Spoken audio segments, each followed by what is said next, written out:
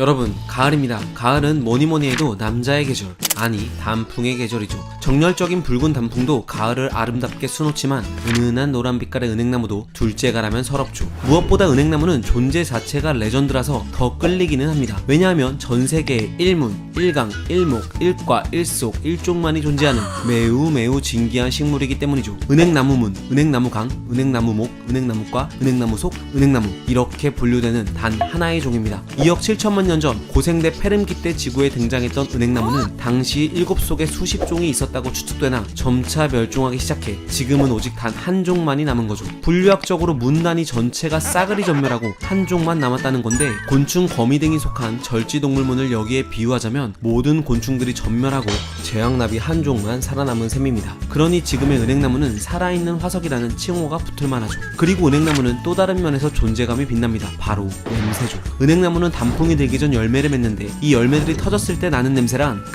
여러분 다 공감하시죠? 이 냄새의 정체는 열매 껍질에 함유된 빌로볼과 은행산이란 물질 때문인데요. 그런데 사실 이건 엄밀히 말해 열매가 아닙니다. 열매는 속시식물의 씨방이 변형된 형태를 말하는데, 은행나무는 씨방이 없고 이렇게 밑씨가 겉으로 드러난 겉시식물이라서 열매란 명칭보다는 씨앗이나 종자 정도로 부르는 게 알맞죠. 아무튼 이 열매, 아니 씨앗의 겉표면과 단단한 중종피를 벗겨내면 우리가 먹는 과육 부분이 나오는데, 이는 배젖이라고 하고, 이 배젖 안에 짜잔 작은 씨눈이 들어있고 이 녀석이 장차 커다란 은행나무로 자라게 되는 거죠. 그런데 여러분, 여기서 이상한 점 눈치채셨나요? 그렇습니다. 은행나무는 겉시식물이자 침엽수인데 잎이 넓죠. 자고로 침엽수라고 하면 이런 모양의 얇고 가느다란 바늘잎을 지녀야 정상 아닌가요? 도대체 은행나무는 침엽수임에도 불구하고 잎이 왜 화렵수처럼 널쩍한 걸까요? 은행나무에 얽힌 신기한 이야기 지금 시작합니다.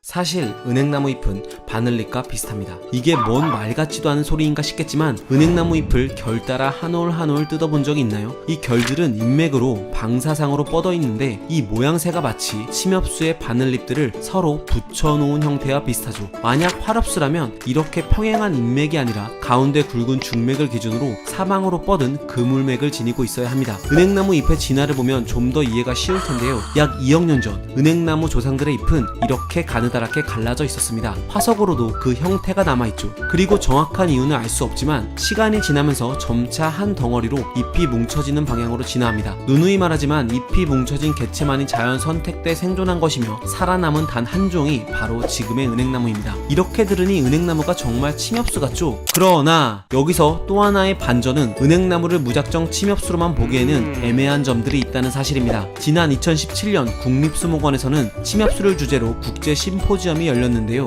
당시 기조강연에서 영국 왕립식물원의 알리우스 파준 박사는 은행나무는 DNA뿐만 아니라 수정 방식도 보통의 침엽수들과는 다르다며 은행나무는 침엽수가 아니라고 주장했죠. 그도 그럴 것이, 은행나무는 우리가 흔히 아는 소나무 같은 침엽수와는 수정 방식이 사뭇 다릅니다. 바로 움직이는 정자를 이용하죠. 이 유튜버가 또 헛소리 한다고 생각하시겠지만 얘네 정말 헤엄치는 정자를 가지고 있습니다. 은행나무의 수정 과정을 보면 납득이 가는데요. 5월 초 중순 수분 시기가 되면 은행나무 암꽃대에서는 사진처럼 밑씨가 나오고, 밑씨 끝에는 미렉이라는 작은 액체가 방울 맺힌 채 꽃가루를 기다립니다. 이후 이렇게 생긴 수나무의 꽃가루 주머니에서 날아온 꽃가루가 미렉에 안착하면 몇 개월 후에 수정이 일어나죠. 꽃가루는 미렉의 영양분을 흡수해 이런 가지 모양의 화분관을 만들고, 화분관 안에서 정자세포는 이렇게 나선형 선물을 가진 정자로 성장합니다. 그리고 화분관이 터지면 정자는 선물을 최대 1초에 28회씩 회전시키며 난세포를 향해 나아가고, 그렇게 수정이 이뤄지죠. 정말 놀랍지 않나요? 여기 식물 분류표를 보시면 종자식물 중 운동성이 있는 정자세포를 지닌 건 은행나무와 소철이 유일합니다. 물론 이들보다 이전에 등장한 이끼식물과 양치식물의 정자는 운동성을 지니고 있죠. 반면 겉시식물 중 소나무가 속한 침엽수,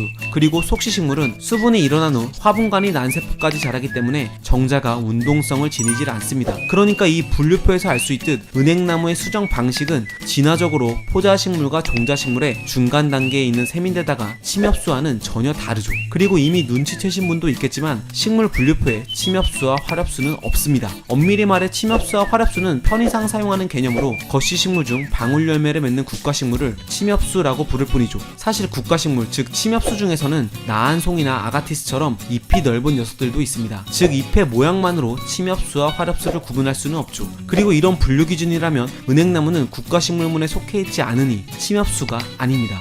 그럼 도대체 은행나무는 침엽수란 걸까요? 화렵수란 걸까요? 너무나 궁금했던 저는 직접 산림청에 문의를 넣었고 공식적인 답변을 들을 수 있었습니다. 그 답은 놀랍게도 은행나무는 침엽수도 화렵수도 아닌 그냥 은행나무로 분류해야 한다는 거였죠. 그리고 그 이유도 앞서 제가 설명한 것처럼 계통 분류학적 차이 때문이라고 답변했습니다. 산림청에선 1970년대 이막개론이란 책에서 은행나무를 침엽수로 분류한 내용이 지금까지 잘못 전달돼 내려온 것 같다고 밝혔는데요. 그러니까 엄밀히 말하면 인터넷에 게재된 은행나무를 침엽수로 분류한 내용들은 이제는 과학적으로 틀린 사실이 되는 겁니다. 그런데 여러분, 이런 분류 기준으로 왈가왈부하기보다는 올 가을엔 3억 년의 세월을 견뎌낸 유니크한 단일종인 은행나무를 한 번이라도 더 눈에 담아두는 게 낫지 않을까요? 가을날 여러분 눈에 비친 은행나무는 어떤 모습일까요? 역하디 역한 냄새와 흔하디 흔한 가로수가 아닌 경이롭고도 독특한 매력을 지닌 그런 나무로 다가왔으면 하는 바람입니다. 과학은 세상을 보는 창. 이 영상이 새롭고 유익했다면 좋아요와 구독 그리고 알림 설정까지 부탁드립니다. 감사합니다.